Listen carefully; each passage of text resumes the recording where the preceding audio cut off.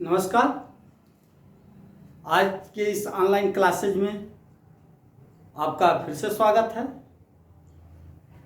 आज के इस वीडियो में हम लोग चर्चा करेंगे वैद्युत धारिता अर्थात इलेक्ट्रिकल कैपेसिटेंस क्या होता है। वैद्युत के बारे में हम लोग पिछले वीडियो में काफ़ी जानकारी ले चुके हैं। ठीक है, वैद्युत वह कारण है जिससे कोई वस्तु आवेशित होती है। तो कैपेसिटी यानी कि धारिता जो है, इसका क्या मतलब है। तो धारिता की बात करें तो धारिता का तात्पर्य धारण करने से होता है। अब क्या धारण करना है, तो अलग अलग चीज़ों के लिए धारिता का मतलब तो एक ही होता है, लेकिन धारण करने वाली चीज़ अलग अलग हो सकती है। जैसे गिलास है तो गिलास में पानी रखते हैं हम, तो गिलास का अपना एक धारण करने की क्षमता होगी कि गिलास कितना पानी रखेगा। छोटा गिलास है 100 ml रखेगा, बड़ा गिलास है 200 ml रखेगा, बाल्टी है तो 5 लीटर रखेगी, बड़ा सा ड्रम है तो 2 लीटर रखेगा, टैंकर है तो हजारों लीटर रखेंगे, और तालाब है तो भाई समझ ही गए होंगे। तो कैपेसिटी या धारिता का मतलब होता है धारण करने की क्षमता। अब किस चीज की बात हो रही है, वो अलग चीज है। गिलास की बात हो रही है तो तेल, जल, पेट्रोल, डीजल, ग्लिसरीन, ये सब धारण करने की क्षमता। और इसी तरह से रूम है तो उसमें कितने बच्चे बैठ सकते हैं, तो रूम की क्षमता। सिनेमा हॉल है तो कितने दर्शक बैठ सकते हैं, तो उसकी धारिता हो जाएगी या क्षमता कहते हैं। स्टेडियम होता है तो स्टेडियम में कितने दर्शक बैठ सकते हैं, तो वह उस स्टेडियम की क्षमता होती है, या यूँ कहें वह उसकी धारिता होती है। तो स्टेडियम की क्षमता कहें या स्टेडियम की धारिता कहें, शब्दों में डिफरेंस है लेकिन उनका मतलब लगभग एक ही है। तो स्टेडियम क्या धारण करता है, तो भाई स्टेडियम दर्शक ही तो अपने अंदर रखता है, तो स्टेडियम की धारिता होगी। लेकिन यहाँ पर आज का जो हम लोगों का विषय है, इसमें हम लोग वैद्युत धारिता यानी कि कोई वस्तु अपने अंदर वैद्युतीय गुण कितना धारण कर सकती है। तो कोई वस्तु के अंदर वैद्युतीय गुण तभी होंगे जब उस पर कुछ आवेश होंगे, चाहे वो आवेश धनात्मक हो चाहे वो ऋणात्मक हो। जैसे यह पेन है, मार्कर, तो मार्कर पर जो आवेश कितना है अपने ऊपर आवेश रख सकता है। ठीक है, उसको आवेश धारण करने की क्षमता क्या है, या यूं कहे कि विद्युतीय जो गुण है इसके अंदर विद्युत कितना ये अपने अंदर धारण कर सकता है। जैसे मोबाइल की बैटरी होती है तो लिखा होता है 4000 mAh, 5000 mAh, 40000 mAh, 200 mAh। अलग अलग बैटरी पर अलग अलग वो उनके आवेश धारण करने की क्षमता लिखी होती है, या विद्युत धारण करने की क्षमता लिखी होती है। तो आखिर हम किसी चीज को कितना आवेश देते हैं और उसके आवेश को उसकी धारिता से कैसे संबंध करते हैं, आइए इन सब चीज़ों पर हम लोग विस्तार से चर्चा करते हैं। तो हम यहाँ आवेश देने के लिए जिस पर दिया जा रहा है उसके लिए हम एक चालक का प्रयोग करेंगे। चालक में कोई भी हो सकता है, लोहा, तांबा, जस्ता, लकड़ी, मिट्टी, कोई भी चालक हो सकता है, और इसके अलावा उसका कोई भी शेप हो सकता है। लेकिन हम यहाँ इस वीडियो में हमको एक धातु का चालक लेंगे और उसका शेप जो है हम सॉलिड स्फेयर लेंगे, यानी कि गोला लेंगे। जैसे कि यहाँ पर हमने एक गोला दे दिया, यह एक गोला है, चाहे वो धातु का हो या प्रावैद्युत यानी कि अधातु का हो, ये मैटर नहीं है। मैटर ये है कि इसकी वैद्युत धारिता कितनी होगी और वैद्युत धारिता को कैसे डिफाइन किया जाता है, इसको ही आपको समझना है। तो अभी ये चालक है तो इस पर कितना आवेश होगा, तो कहेंगे कि इसको आवेशित नहीं किए हैं। जब आवेशित ही नहीं किए हैं तो फिर इस पर आवेश 0 होगा। हम क्या करते हैं, बाहर से ला करके इस पर किसी एक तरीके से आवेश रखते हैं। कितना आवेश रखते हैं, तो कहते हैं Q प्लस आवेश, यानी धनावेश रख देते हैं। जब इस पर Q आवेश रखते हैं, यह पूरा आवेश पूरे गोले के पृष्ठ पर एक समान रूप से फैल जाता है, जिसे हम यहाँ पर सिंबल बनाकर दिखा रहे हैं। पूरा धनावेश जो है पूरे गोले पर फैल गया। तो आवेश कितना दिया गोले को हमने, तो हमने कहा है आवेश दिया प्लस क्यू। तो पीछे के चैप्टर में पढ़ चुके हैं, जब आप इसको आवेश देंगे तो इसका विभव बढ़ेगा। समझ में आ रहा है? ये तो बहुत पहले जान चुके हैं। कहीं भी आवेश होगा तो अपने चारों ओर वैद्युत क्षेत्र बनाएगा। अब विभव जो होता है वैद्युत क्षेत्र का अभिलक्षणिक गुण होता है। तो ठीक तो है, अगर ये गोला आवेशित हो गया तो इसके चारों ओर वैद्युत क्षेत्र होगा, और चारों ओर वैद्युत क्षेत्र होगा तो वैद्युत क्षेत्र के प्रत्येक बिंदु पर कुछ न कुछ विभव होगा, जो कि पहले हम लोग पढ़ चुके हैं। तो चलिए, तो हमने इसको आवेश दे दिया कितना, क्यू। तो इसके पृष्ठ पर कहीं पर भी, यहाँ पर, यहाँ पर, यहाँ पर, क्योंकि गोला है तो प्रत्येक जगह पर विभव समान होगा, कुछ होगा, तो कहते हैं भी होगा। ठीक है, सोचिए अगर यही आपको प्रैक्टिकली करना हो तो आप क्या करते? प्रैक्टिकली करने का मतलब वास्तव में यहाँ पर हम डस्टर, मार्कर और चाक से नहीं, वास्तव में सही में आपको गोला दे दिया गया, आवेशित करने का सिस्टम दे दिया गया और कहा गया कि लो आवेश भरो, इस गोले पर आवेश डालो और नाप भी सकते हैं, और साथ ही में गोले का विभव भी नाप सकते हैं। तो क्या होगा, क्या सोचते हैं आप? मैं बताता हूं, जब आप आवेश दिए होंगे तो इसका विभव बढ़ा होगा, कुछ हुआ होगा। आवेश को यदि बढ़ाते जाए यानी और अधिक आवेश देते जाए, गोले को अधिकाधिक आवेशित करते जाए, तो जैसे जैसे आवेश बढ़ाते हैं वैसे वैसे विभव भी बढ़ता जाता है। यानी गोले को दिया गया आवेश जैसे जैसे हम बढ़ाते जाते हैं विभव का मान भी बढ़ता जाता है। तो इस संबंध को, यानी कि एक राशि बढ़ने पे दूसरी राशि बढ़ जाए, उल्टा कहें तो एक राशि के घटने पर दूसरी राशि घट जाए, तो इस संबंध को गणित में व्युत्क्रमानुपात कहते हैं, कि दोनों में व्युत्क्रमानुपाती संबंध है। और एक के बढ़ने पर दूसरा बढ़ जाए और एक के घटने पर दूसरा घट जाए, तो इसको कहते हैं अनुक्रमानुपाती संबंध। तो यहाँ दो राशि है, एक आवेश है, दूसरा विभव है।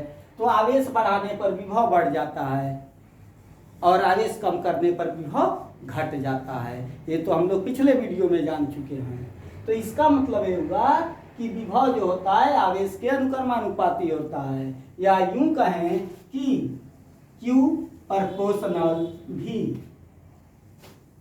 आपको यदि एग्जाम स्टूडेंट हैं और एग्जाम देना हो और कहा जाए कि धारिता से क्या समझते हैं, तो आप कहेंगे कि किसी चालक को दिया गया आवेश उसके विभव के अनुक्रमानुपाती होता है, यानी कि आवेश बढ़ाते जाए तो विभव बढ़ता जाएगा। समीकरण रूप में कहेंगे अर्थात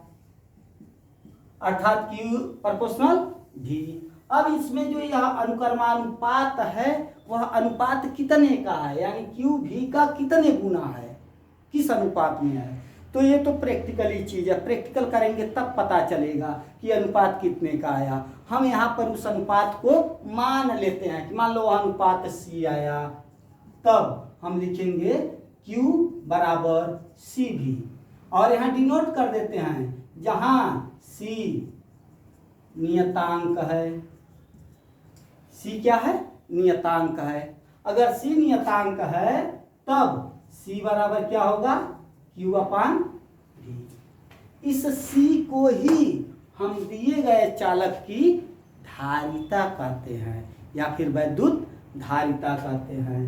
अर्थात अब कोई आपसे पूछे वैद्युत धारिता किसे कहते हैं, तो आप कहिएगा किसी चालक को दिए गए आवेश और चालक के विभव के अनुपात को हम वैद्युत धारिता कहते हैं। याद रखिए, यह धारिता एक नियतांक है। इसका मतलब यह है कि किसी चालक की धारिता अगर उसकी भौतिक अवस्था न बदले, यानी इसका साइज न बदले, आकार न बदले, ताप दाब इत्यादि न बदले, तो इसकी धारिता C जो है वह नियतांक ही रहेगी।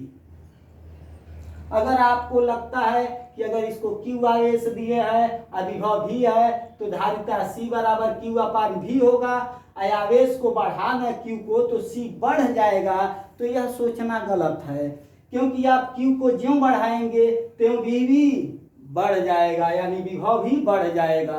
और इनका संबंध ऐसे होगा कि C हमेशा कांस्टेंट होगा। आइए न्यूमेरिक वैल्यू रख के समझते हैं। मान लीजिए शुरू में आपने Q जो है 10 कूलाम रखा, ठीक है, और विभव हो गया है आपका 5 वोल्ट।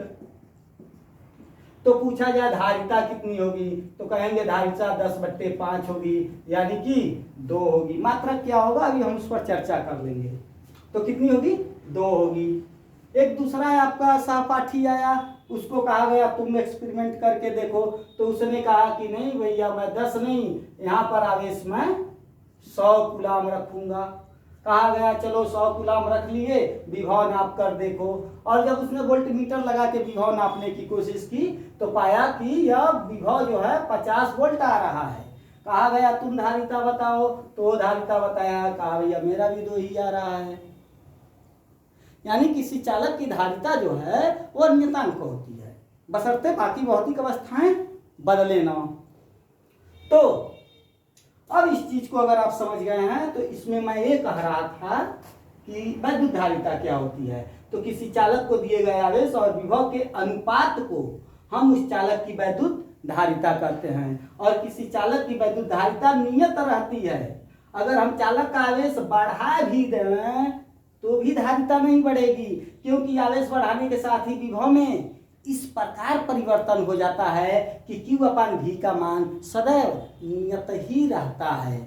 और इस नियत मान को ही हम उस चालक की धारिता कहते हैं। तो अब बात करते हैं, धारिता तो स्पष्ट हो गया, धारिता का मात्रक क्या होगा। तो यहाँ आप देख रहे हैं कि अगर यह Q है तो इसका मात्रक कूलाम होगा, और यह V है तो इसका मात्रक वोल्ट होगा। तो इस पूरे का मात्रक क्या होगा, तो कहेंगे पूरे का मात्रक कूलाम प्रति वोल्ट होगा। ठीक है, इस कूलाम प्रति वोल्ट को ही हम जो है लिखते हैं, कूलाम प्रति वोल्ट को हम फैरेड भी कहते हैं। ठीक, फैरेड साइंटिस्ट का नाम है, इसके बारे में भी हम लोग आगे के अभ्यास में पढ़ेंगे। तो देखिएगा, कूलाम प्रति वोल्ट का है या फिर फैरेड का है, बात एक ही होगी। अब इसमें कुछ चीजें और जान लेते हैं। अब आपकी धारिता फिनिश हो गई, बस इतना ही बताना है। अगर एग्जाम में आ गया वैद्युत धारिता किसे कहते हैं तो आपको बस इतना बताना है। ठीक है, अब आगे की चीज जानते हैं। आगे की चीज यह है कि ये कूलाम प्रति वोल्ट या फैरेड, बात एक ही चीज होती है। यानी कि एक कूलाम प्रति वोल्ट का है या एक फैरेड का है, दोनों एक ही चीज होती है। अब बात आती है कि एक फैरेड कितना होता है। जैसे हम कहें कि गिलास की धारिता 100 ग्राम है, तो आपके मन में आ रहा होगा 100 ग्राम कितना है, फीलिंग आ रही है। तो उसी तरह हम इस चाक की कहें इसकी धारिता 1 फैरेड है, तो क्या फीलिंग आ रही होगी। तो सुनिएगा, इस चालक की धारिता 1 फैरेड तब होगी जब Q बराबर 1 कूलाम हो और V बराबर 1 वोल्ट हो। तब उस समय धारिता जो होगी 1 कूलाम बट्टे 1 वोल्ट। तो कितना आएगा, 1 कूलाम प्रति वोल्ट लिखेंगे या 1 फैरेड लिखेंगे। ठीक है, तो 1 फैरेड कोई आपसे पूछे किसे कहते हैं, तो कहिएगा यदि किसी चालक को Q कूलाम देने पर उसके विभव में 1 वोल्ट का परिवर्तन हो जाता हो, Q कूलाम आवेश देने पर उसके विभव में 1 वोल्ट का परिवर्तन हो जाता हो, तो उस चालक की धारिता 1 फैरेड होगी। याद रखिए, 1 फैरेड बहुत बड़ा मात्रक होता है। भौतिक जीवन में हम लोग माइक्रो फैरेड का इस्तेमाल करते हैं, यानी कि फैरेड से छोटा मात्रक इस्तेमाल करते हैं। आप लोग कैपेसिटर देखे ही होंगे, कैपेसिटर पंखे में, जिसके बारे में हम लोग आगे विस्तार से पढ़ेंगे अगले वीडियो में। फिलहाल यहाँ थोड़ी सी चर्चा कर देना चाहूँगा। पंखे में जो सेल जैसा लगा होता है, जिसको दुकान वाले बोलचाल की भाषा में कहते हैं कंडेंसर, वो दरअसल में कैपेसिटर होता है। या फिर टुल्लू पंप, जो पानी वाला पंप रहता है, उसमें भी इलेक्ट्रिक वाला, उसमें कैपेसिटर लगा होता है। कई जगह इसके उपयोग होते हैं। चूंकि कैपेसिटर अभी हम पढ़ नहीं रहे हैं तो ज़्यादा चर्चा नहीं करेंगे। तो उस कैपेसिटर पर आप देखिएगा कैपेसिटी जो दी रहेगी वो माइक्रोफैरड में दी होती है, जैसे 1.5 माइक्रोफैरड या फिर 2 माइक्रोफैरड। तो ये माइक्रोफैरड बहुत छोटी राशि है और दरअसल दैनिक जीवन में इतना ही फैरड वाले कैपेसिटर की आवश्यकता होती है या इससे थोड़ा ज़्यादा। लेकिन 10 फैरड, 100 फैरड, 1000 फैरड ये काफ़ी बड़ा हो जाता है, तो दैनिक जीवन में फिलहाल इसका कोई इस्तेमाल नहीं होता है। तो आइए जान जाते हैं कि 1 फैरड तो जान गए किसको कहते हैं। तो इसको छोटा क्या होता है, तो इसका छोटा मात्रक होता है 1 फैरड बराबर 10⁻6 माइक्रोफैरड। ठीक है, यह फैरड का छोटा मात्रक है। तो आज के वीडियो में बस इतना ही। आशा है आपको वैद्युत धारिता समझ में आई होगी। धारिता के अगली चीज़ों को हम अगले वीडियो में आपके लिए लेकर आएंगे। तब तक के लिए इजाज़त दीजिए, चलते हैं। नमस्कार, धन्यवाद।